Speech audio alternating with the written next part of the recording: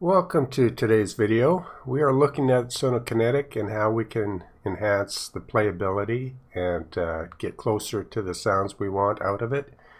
And one important feature that Sonokinetic has, and I've talked about this before, but I'm going to highlight it a little more closely here, is the harmonic shifting is so important to get more of a unique and colorful phrase combinations, so to speak, as one phrase is shifted from another harmonically, up a third, a fifth, a ninth, and it makes a really big difference in how your end composition will sound. So I set up a little demonstration of this. So I'm just going to play the finished product here, and I'm going to play a few chords.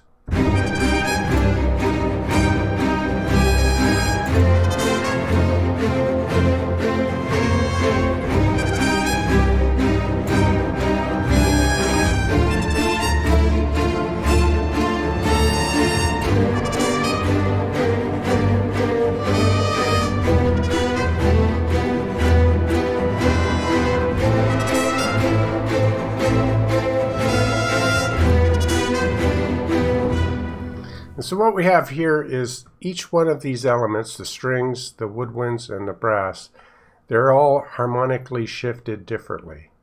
And I'm going to explain that next.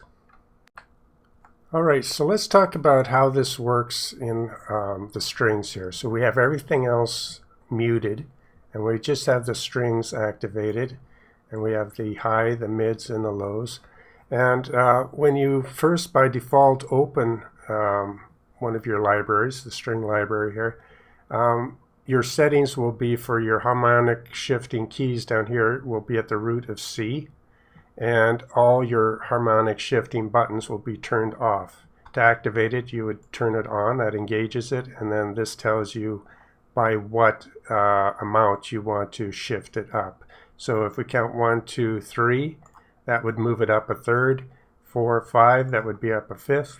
6, 7, up a seventh, 8th, 9th, 10, 11, and 12. So you can shift it a full octave, any one of these phrases, or you can shift it one phrase against another. So let's turn that back to the root of C, and we're going to listen to each phrase separately just for our ears know what we're hearing. So if we just listen to the high strings now, we'll hear that phrase with no shifting engaged, default. And if I change chord,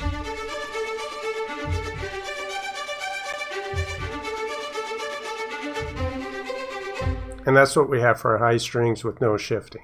So now we can shift it live by engaging this button. We turn that on and say we're going to just shift it live by thirds or fifths or sevenths. So you'll be able to hear it.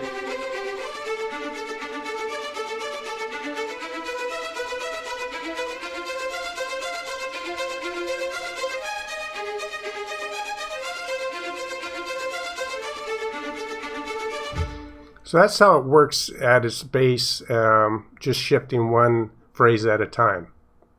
It starts to get really interesting when we shift phrases differently one from another, and even better when you shift different modules or different families of instruments, the woodwinds and the brass examples, against the strings and have different combinations of harmonies and harmonic shifting going on.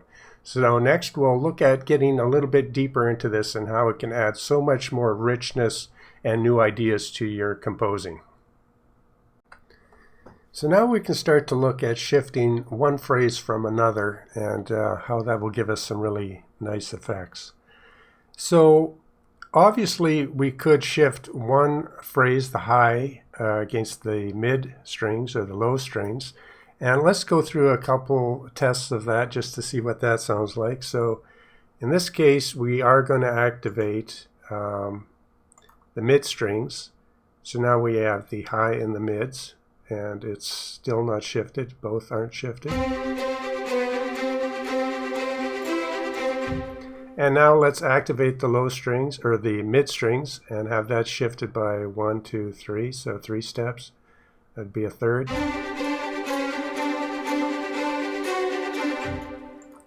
Fifth.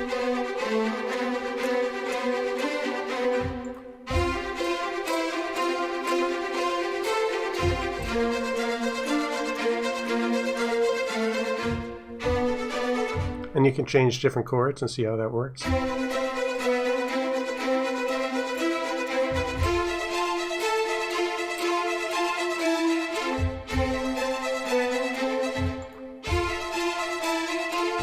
So that's very interesting. We got a nice shift there, so we'll leave it up. So that's 1, 2, 3, 1, 2, 3, 4, 5. So that's 5 steps.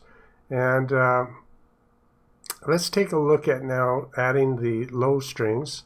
And we could say that we either can have that shifted also or not, but let's try shifting the low strings also.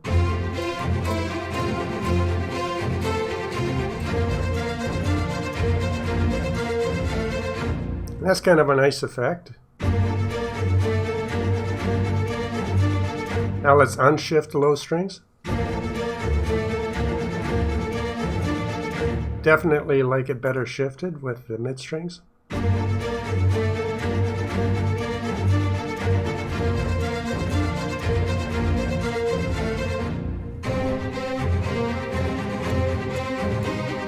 Yeah, I like that a lot better, considering as you move through different chord choices, it just works really nice.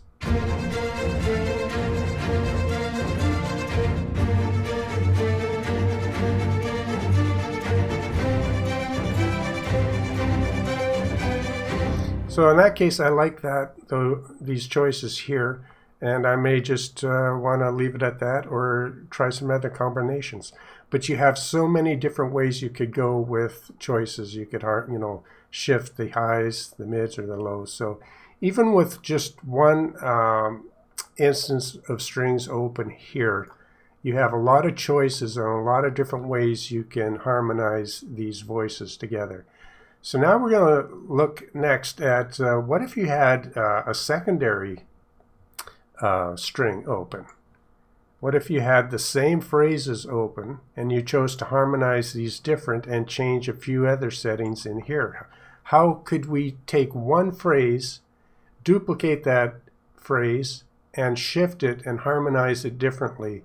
And even though you're using just one phrase, give you so many more possibilities from that one phrase, and we'll look at that next.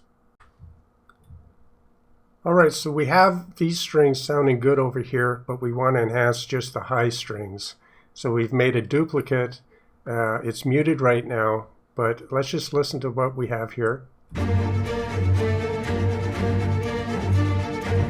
And let's go about just enhancing our high strings. So let's mute the mid and the low strings and unmute this, but this version here has the mid and the lows are muted right now, and what we're going to listen to is just redundant, so we have two of the same phrases playing on two different instances here.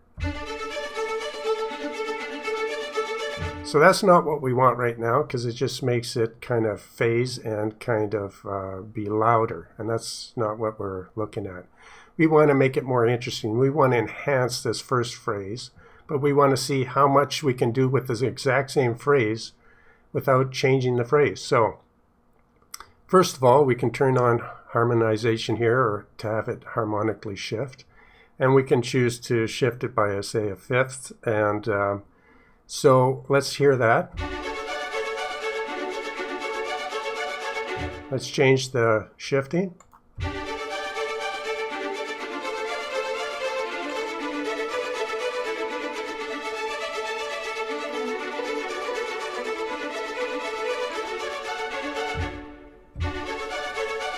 Okay, we'll go with that. So we have it a fifth up from this phrase, but we still need to do more work here. So we go into this box here, you click that on, and now we can change the volume. So if we want one phrase to stand out more than the other, we can adjust the volume. Right now we'll leave it the way it is. Now we can choose to pan this one a little bit right, and I think this one over here can be panned. If it isn't already, we can say maybe pan that to the left. Now we're starting to work and get the effect we're looking for. And we can choose the crossfade of this one to say we want it to fade in quickly. So its attack time basically will be faster, opposed to this one, which would be slower right now, I think. Or we could slow this attack down and have this one fast and see how that sounds. That's sounding interesting. We'll leave it there for right now. Now the offset of this one, which means what place and time it's going to start playing, we could have it play faster or start quicker than this exact same phrase, and for a new look at it.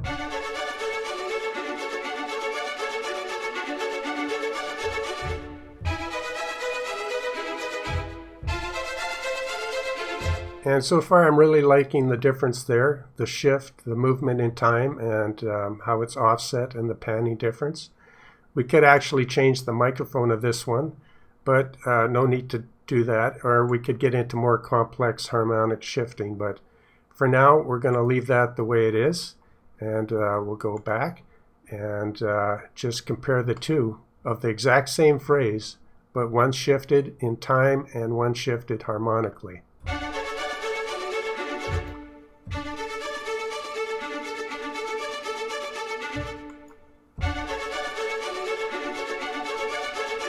So that's way more interesting than just this high phrase, using the exact same phrase, which is really interesting because a lot of these phrases have different versions, which you could also change. But let's just see in context with turning on the mid and the low on this instance here.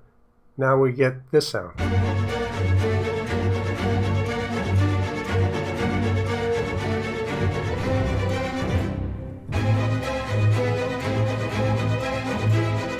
Let's mute this.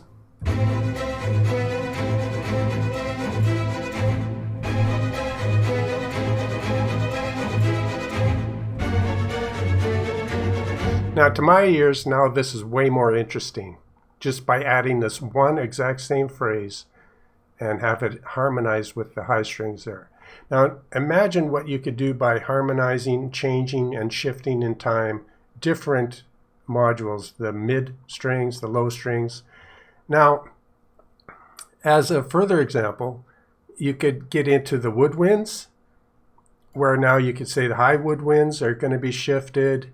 You know, you can do so many different variations, but this was to show you what you could do with just one instance and start to make different shifting with, in this case, the exact same phrase. And just to finish off the idea, since this phrase has three different versions of it, why not switch that and now listen to this phrase, but with a different version of that phrase.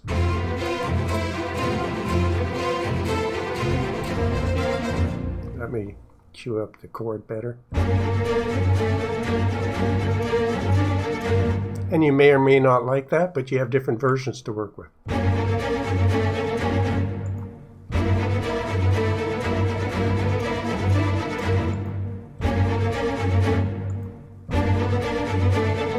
That's interesting to my ears. Now I have the choice and say, well, I can go right down here and start to change the shifting in time of this version again to give me more ideas. We may want to offset that in a different direction. Maybe something like that.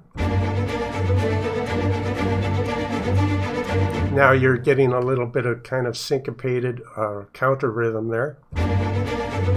That's also shifted harmonically.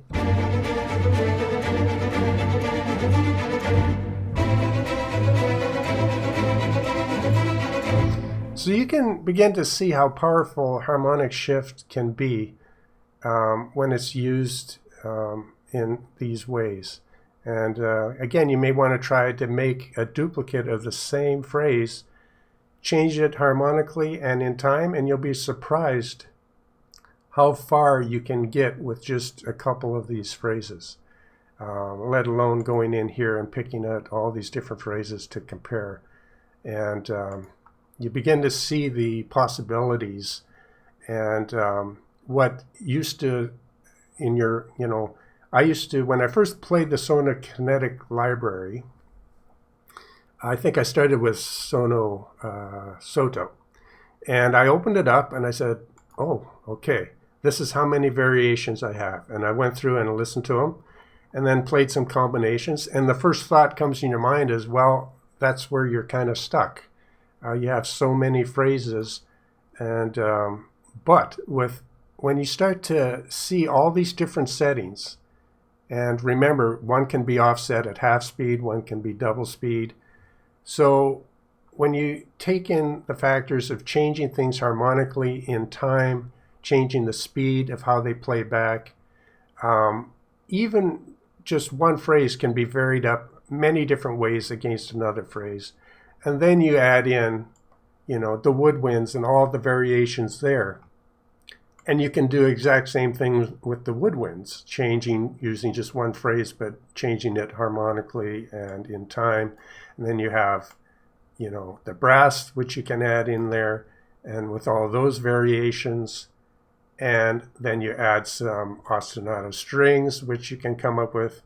And then you may, open up something from Largo or a different library like Minimal, which will give you some more kind of melodic lead lines.